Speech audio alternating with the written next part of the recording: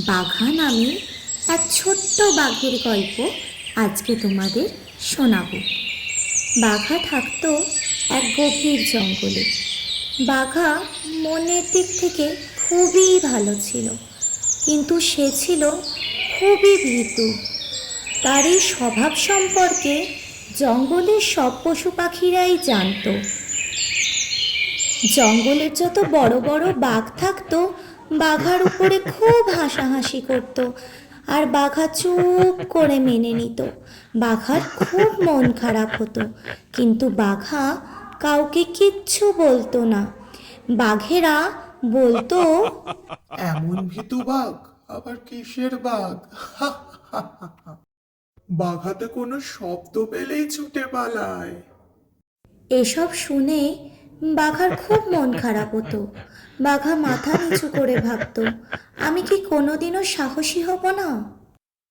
তারপরে জঙ্গলে একদিন লাগলো ভয়াবহ আগুন।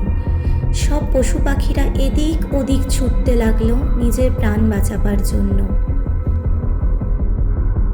বাঘাও ছুটছিল তার জীবনের প্রাণ বাঁচানোর জন্য, কিন্তু হঠাৎই বাঘার কানে এলো, বাঁচাও বাঁচাও।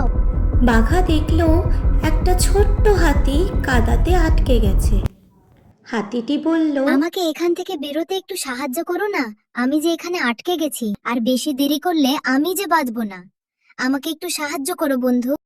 বাঘার শরীর ভয় কাঁপছিল, কিন্তু তাও বাঘা মনে মনে বলল, আমি আজ পালাবো না। তারপরে বাঘা গর্জন করে বনের সব পশু পাখিকে ডাকলো।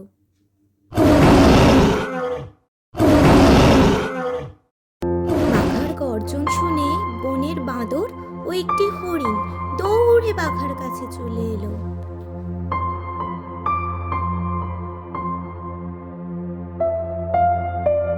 শোনো না বন্ধুরা, মন্টুর ভারী বিপদ, ওকে এক্ষুনি বাঁচাতে হবে আমাদের। আগুন আস্তে আস্তে বাড়ছে, আমাদের আর একটুও দেরি করলে চলবে না। হ্যাঁ হ্যাঁ বন্ধু, তুমি একদম ভেবো না, আমরা মন্টুকে ঠিক বাঁচিয়ে নেব।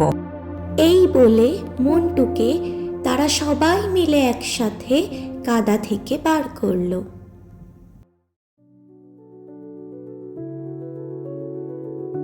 ধন্যবাদ বন্ধুরা, তোমরা আমাকে বাঁচিয়েছো।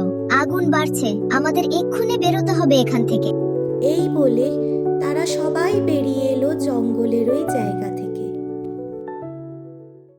বাঘার এই সাহস দেখে বড় বড় বাঘেরা লজ্জায় মাথা নিচু করে নিল, আর বুড়ো হাতি জঙ্গলের বলল, সাহস মানে বড় শরীর নয়, বড় মন। বাঘা, তুমি আমাদের আজ সেটাই বুঝিয়ে দিলে। ধন্যবাদ তোমাকে। সেই দিন থেকে বাঘা হয়ে উঠল জঙ্গলের এক সাহসী বাঘ।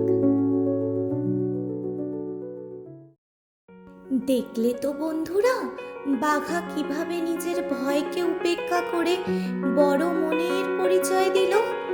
এরকম যদি ছোট ছোট গল্প তোমরা আরো দেখতে চাও, তাহলে কমেন্ট বক্সে জানিও কিন্তু।